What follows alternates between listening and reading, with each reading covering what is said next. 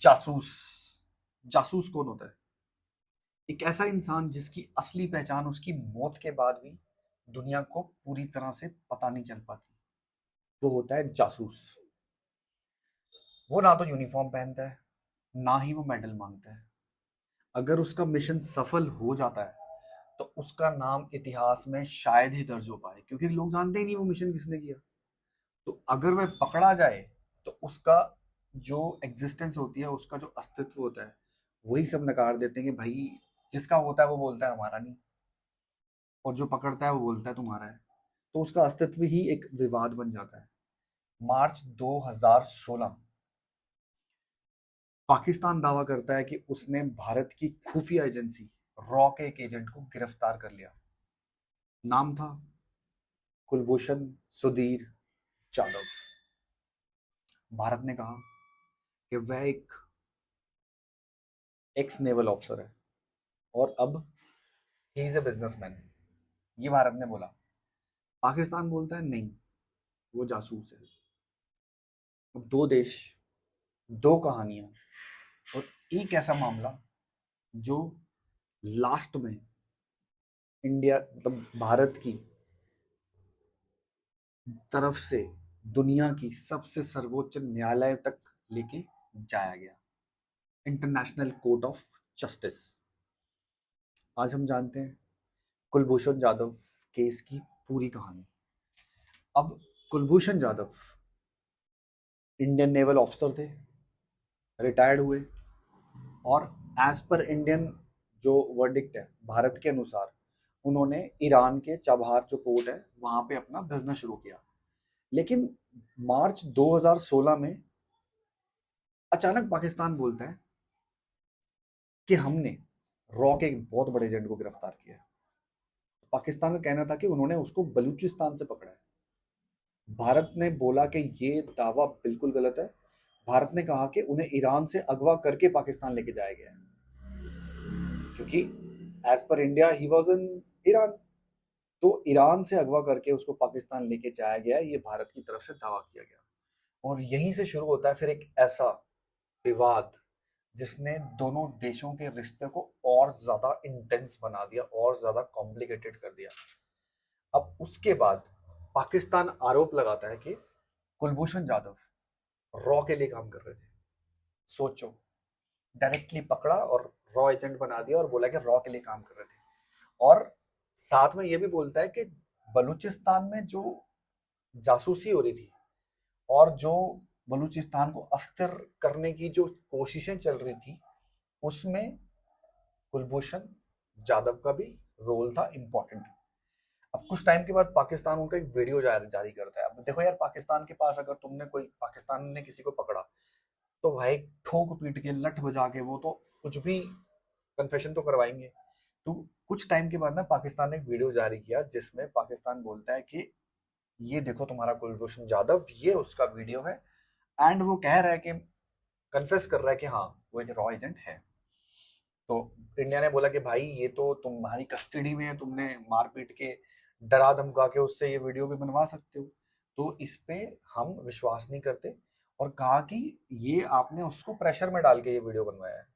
तो 2017 में पाकिस्तान की जो मिलिट्री अदालत है, यार एक तो पाकिस्तान में ना मिलिट्री अदालतें किसी को भी पकड़ते हैं। अभी जैसे मेहरान बलोच को, बलूचिस्तान की वो जो एक्टिविस्ट है उसको पकड़ के उसको खुद के ही वकील करके पाकिस्तान की मिलिट्री कोर्ट ने उसको लाइफ टाइम इम्प्रिजनमेंट दे दी। मतलब लड़ने का भी, आपका डिफेंस का भी आपको मौका नहीं देते हैं। तो वही हुआ, मिलिट्री कोर्ट ने कुलभूषण जाधव को लाइफ सेंटेंस नहीं दी, सीधा मृत्यु दंड दे दिया। इंडिया ने इस फैसले का विरोध किया। इंडिया ने बोला कि भाई ये तो गलत है, तुम खुद ही सारा केस बना रहे हो, खुद ही अपनी मिलिट्री कोर्ट में चलवा रहे हो, और अब ये गलत है। इंडिया का कहना था कि अगर पाकिस्तान ने उन्हें गिरफ्तार किया है तो अंतरराष्ट्रीय कानून के अनुसार भारत को उनसे मिलने और कानूनी सहायता देने का अधिकार है, क्योंकि वो हमारी कंट्री की है।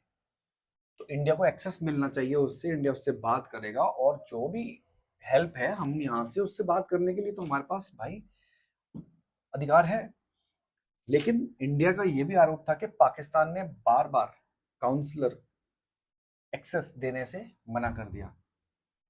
ये बोला इंडिया ने इंटरनेशनल कोर्ट ऑफ जस्टिस में, जहां पे इस मामले को लेके जाया गया। तो ये सिर्फ एक बंदे का मामला नहीं था, एक इंसान का मामला नहीं था, ये अब इंटरनेशनल कोर्ट ऑफ जस्टिस के लिए भी बहुत पेचीदा केस बन चुका था। मई 2017 इंडिया ने इंटरनेशनल कोर्ट ऑफ जस्टिस से अपील की कि इस मुद्दे पे कुछ सही और बिल्कुल ट्रांसपेरेंट इसको लड़ा जाए, सुनी जाए बातें हमारी, एंड उसको आगे न्याय मिले। अब दोनों देशों ने अपने अपने तर्क रखे इंटरनेशनल कोर्ट ऑफ जस्टिस में। समझना इस बात, इंडिया ने कहा कि हम केवल इतना चाहते हैं कि वियना कन्वेंशन के अगर तहत हमें काउंसलर एक्सेस चाहिए, कंसुलर एक्सेस जो बोलते हैं कि भाई किसी देश का कोई बंदा किसी और देश में पकड़ा गया तो हम मिलें, बात करें, समझें क्या चीज़ है, और निष्पक्ष कानूनी जो प्रक्रिया है वो की जाए। पाकिस्तान ने बोला कि राष्ट्रीय सुरक्षा के मामलों में उसका जो रुख है वो बिल्कुल सही है और हमने बिल्कुल सही सजा दी है इस बंदे को। 17 जुलाई 2019 केस खिंचता गया। 17 जुलाई 2019 को इंटरनेशनल कोर्ट ऑफ जस्टिस ने ये फैसला सुनाया। कोर्ट ने कहा पाकिस्तान ने भारत को समय पर काउंसलर एक्सेस ना देकर वियना कन्वेंशन का उल्लंघन किया। अब आई बात, कोर्ट ने मानी ये चीज कि पाकिस्तान ने कंसुलर एक्सेस नहीं दिया और ये वियना कन्वेंशन का उल्लंघन है, तो ये पाकिस्तान यहाँ पे गलत है। तो अदालत ने पाकिस्तान को, भारतीय अधिकारियों को, जो इंडियन जो थे, जितनी भी अथॉरिटीज थी, उनको कंसुलर एक्सेस देने और दोष सिद्ध करने और सजा की जो भी केस चला है वहां पे पाकिस्तान कोर्ट में, उसको भाई एक्सेस करने का, उसको एनालाइज करने का जो है एक मौका दिया जाए। अब इंटरनेशनल कोर्ट ने ये फैसला नहीं दिया कि कुलभूषण जाधव जासूस था कि नहीं। क्वेश्चन ये आता है कि वहां पे ये क्यों नहीं उसने बोला कि ये जासूस नहीं है। अदालत ने उनके दोषी या निर्दोष होने पर कोई अंतिम निर्णय ही नहीं लिया, बस बोला कि इंडिया को कॉन्सुलर एक्सेस दे दो, पाकिस्तान को बोला, और भैया नहीं तो तुमने वियना कन्वेंशन के अगेंस्ट में तुम गए हो। अब क्वेश्चन ये आता है कि क्या कुलभूषण जाधव एक्चुअली रॉ के अंडरकवर ऑपरेटिव थे, या वो एक ऐसे व्यक्ति थे जो भारत और पाकिस्तान के बीच जो प्रॉब्लम्स चल रही हैं उसकी बलि चढ़ गए। सार्वजनिक मतलब पूरा अगर पब्लिकली देखा जाए तो इस क्वेश्चन का आंसर तो आज भी नहीं मिला है कि भाई वो एक्चुअली क्या थे। अब जो जानकारी सामने है वह दोनों देशों के परस्पर विरोधी दावों और अंतर्राष्ट्रीय न्यायिक प्रक्रिया तक सीमित है। जितनी भी जानकारी है वो आपस में बांट लेते हैं, लेकिन बाहर मीडिया में या कहीं भी ये जानकारी अभी तक नहीं आई है। तो अभी सच्चाई का जो एक हिस्सा है ना, जो एक्चुअल सच है, वो अभी भी कहीं ना कहीं फाइल्स में बंद है, या तो फिर कुलभूषण जाधव के अंदर बंद है, या तो पाकिस्तान के पास वो है, लेकिन ये कभी बाहर नहीं आया, मीडिया में कभी नहीं आई चीज। तो जासूसी की जो दुनिया होती है ना भाई, ये जो एक्चुअली अगर वो जासूस हैं तो ये जो दुनिया होती है ना, ये बड़ी फेडेड होती है, ये बड़ी धुंधली सी होती है। कुछ मिशन जो होते हैं वो कभी पब्लिक नहीं होते, कभी ऑफिशियली आप नहीं बोल सकते कि ये हमारा मिशन था, और कुछ नाम जो होते हैं ना वो इतिहास में दर्ज हो जाते हैं, जो करते हैं सामने आते हैं वो तो दर्ज हो जाते हैं, लेकिन कुछ नाम जहाँ पे कोई पकड़ा जाता है, कोई मारा जाता है, वो हमेशा जो भी है ना वो कंट्रोवर्सी में रहते हैं कि ये बंदा था। अब कुलभूषण जाधव का मामला जो है ना यार, वो एक ही बंदे का नहीं है, सिर्फ एक आदमी की कहानी नहीं है, एक आदमी की ये मामला नहीं है। ये इंडिया पाकिस्तान की जो रिलेशन है तो खराब हो रखे हैं, ठीक है। अंतर्राष्ट्रीय जो कानून है, इंटरनेशनल कोर्ट ऑफ जस्टिस है, और जो पॉलिटिकल लीडरशिप है, और जो स्पाइंग की दुनिया है उसकी, ये सारा एक वेब बना हुआ है। ये वो कहानी है, ये एक आदमी की कहानी नहीं है, इन सब की कहानी है। Relationships, political leadership, politics, spying, इन सब के बीच में ना एक गुंजल सा बन के रह गई है। अब आने वाले टाइम में तो फिर यही देखना है कि भाई इस केस में और क्या क्या चीज़ें जुड़ती है, और या फिर हमेशा यहीं पे चीज़ें ख़त्म हो जाएंगी और ये रहस्य जो है, ये सस्पेंस हमेशा सस्पेंस ही रह जाएगा, या आधा ही रह जाएगा, ये कहानी अधूरी रह जाएगी, पूरी तो होगी नहीं कभी। ये आने वाले टाइम में हम देखेंगे। आपको क्या लगता है?